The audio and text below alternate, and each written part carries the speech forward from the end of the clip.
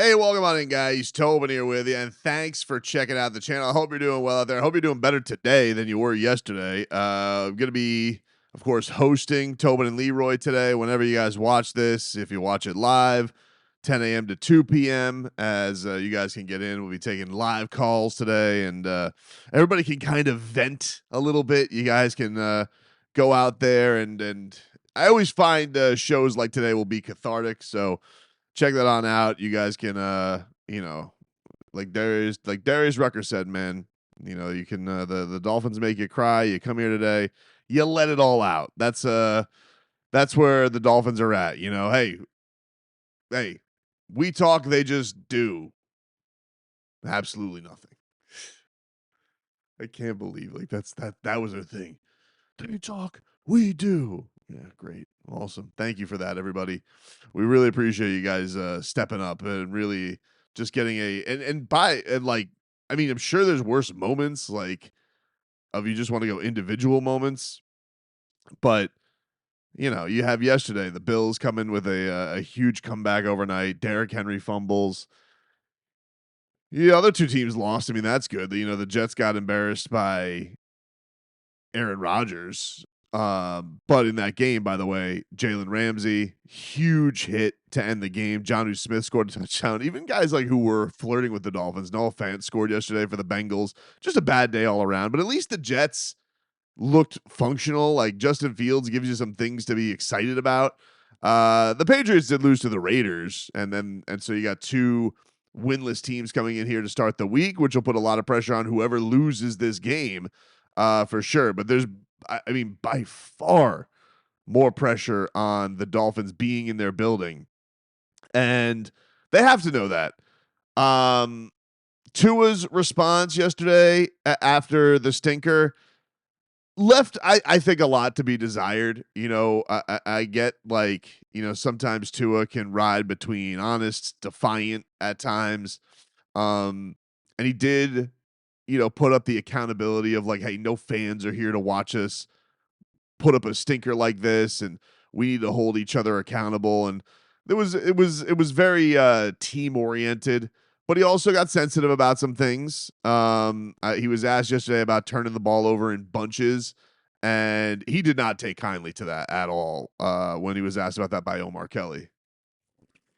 From your standpoint, why is it that when you do have turnovers, they happen in bunches?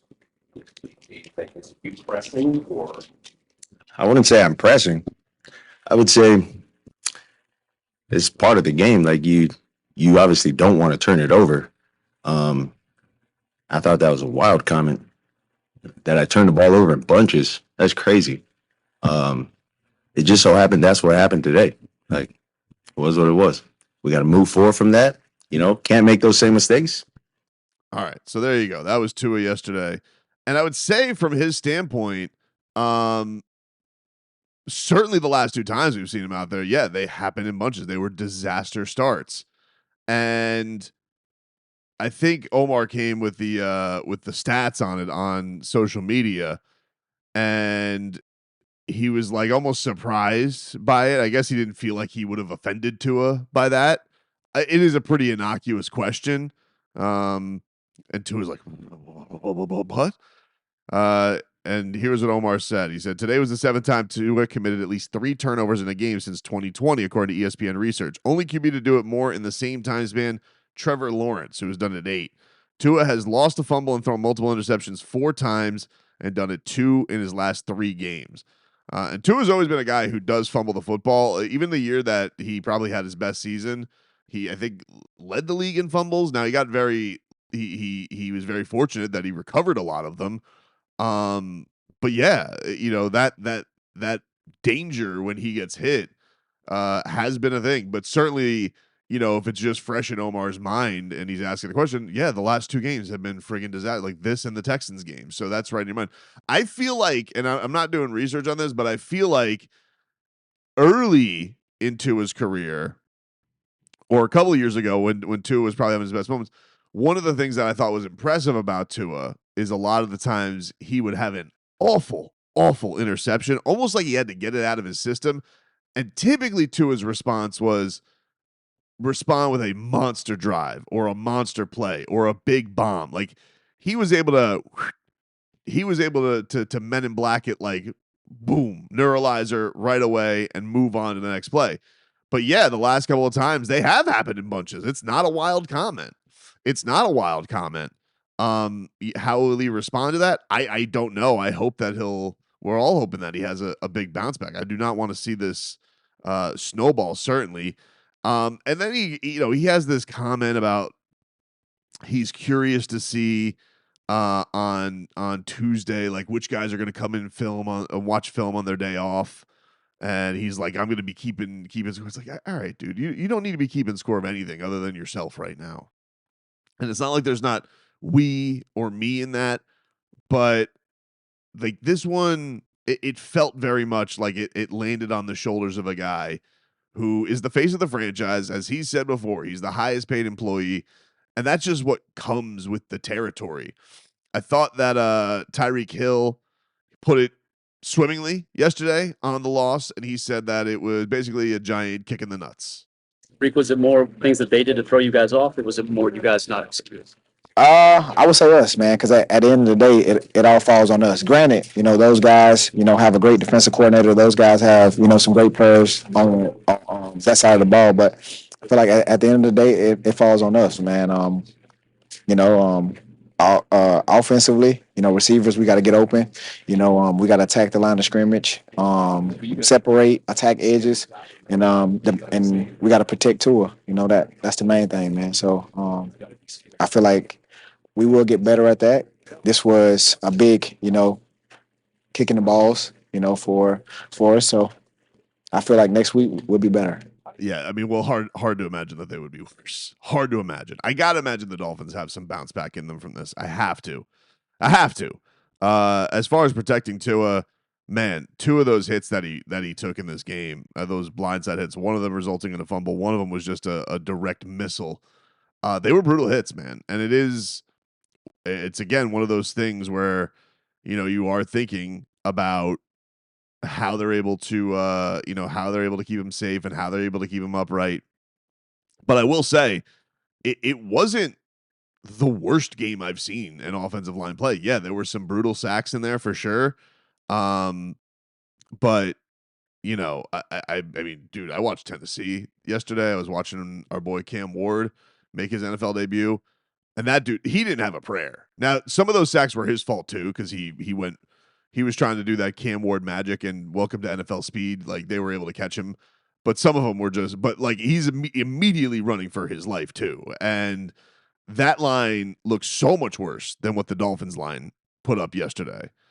It's not even close. I just think the thing that's disappointing is you go into a game and you're just embarrassed by what happened. Even like Chop Robinson. Remember Chop Robinson got the offsides and basically like was called whoopsie daisy, fell on his ass. Just nothing other than that one play by Bradley Chubb. Nothing went right for the defensive side of the football. None of those guys got any penetration. And really, like Daniel Jones had all day to just find players. And when he didn't, he was out off and running. And for the Dolphins, it just felt like complete disaster. And I think one of the things that's going to be interesting about this Mike McDaniel Tua pairing is like, yeah, they had an awesome start to the career, and when Tua came back last year from injury, certainly it was much better than what they had. But what they had was legitimately the bottom of the barrel. And you just have to know, like, did this, for the biggest optimist in this duo, has it just peaked? Has it been figured out? Have people figured out how to basically glitch the system anyway? Because even if it's just like, one of the things is like, yeah, we know Tua has to throw to spots and guys have to be on point in their receiving. And, if people can just throw a wrinkle in that and take away and put it to improvisation, can he flourish like that? Is that possible? And it doesn't. I don't know. It felt basically like yesterday his perspective was like not even computing how disastrous it's been for him yesterday and then the most recent time that we've seen him. And then Tyreek, who of course was not happy on the sidelines. He did handle everything well in the media, I thought, and I thought saying it's a kick in the balls is a fine description of what went down yesterday. But then he also he did have a comment that made me go, and I like to call this Tobes reads into things, but he did have a comment about the captains afterwards that I was just kind of like, that's kind of a funny comment.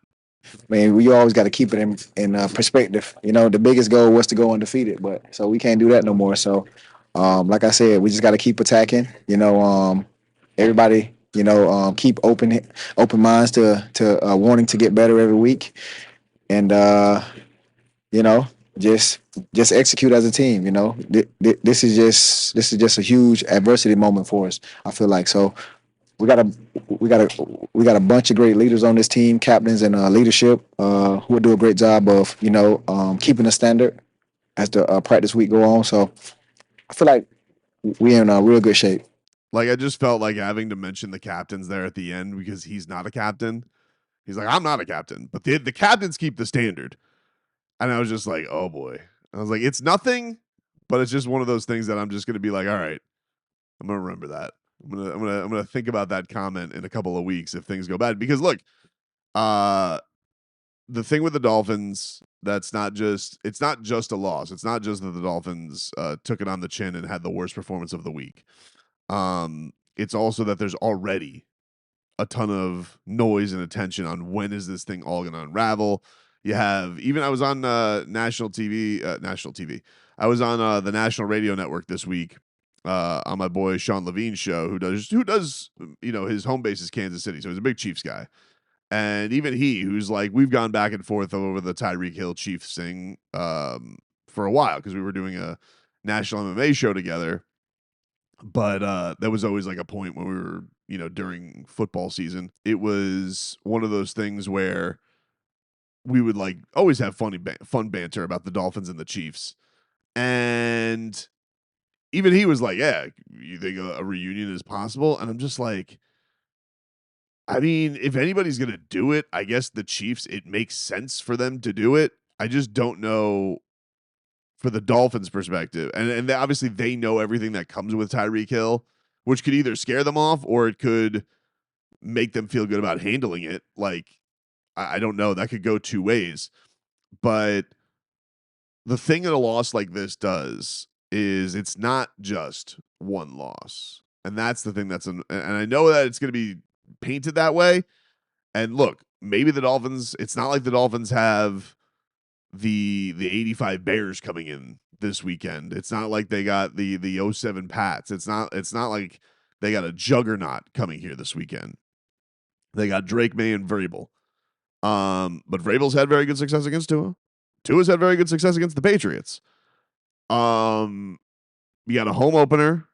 Mike and Tua typically better at home, but if they don't, and this is headed towards, hey, your season's basically going to be on the line against the Buffalo Bills, who seem to have just football voodoo going their way. Just everything is bouncing their way up until they get to the conference championship all the time. It could get bad, man. And I don't think that's irresponsibly hitting the panic button. I think it's just the reality of the situation right now.